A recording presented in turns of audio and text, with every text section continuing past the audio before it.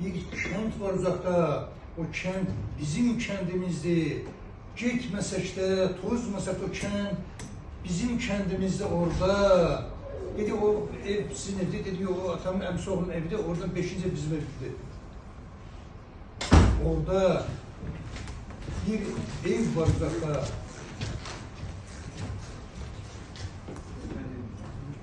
Orada bir ev var uzakta.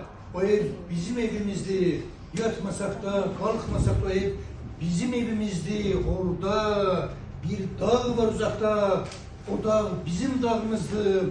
Kalkmasak da, eğilmesek de o dağ bizim dağımızdı. Orada bir yol var uzakta. O yol bizim yolumuzdu. Gitmesek de, dönmesek de o yol bizim yolumuzdur. İnşallah biz o yollarla o öz yerlerimize, öz doğma ocaklarımıza, o Azərbaycanlıların en qədim eski yaşayış məskənlərindən olan İrəvana qayıdacağıq, Göyçə qayıdacağıq, Zəngəzura qayıdacağıq, Zəngibasara qayıdacağıq, Bedibasara qayıdacağıq, o torpaqlara qayıdacağıq. İnşallah. İnşallah.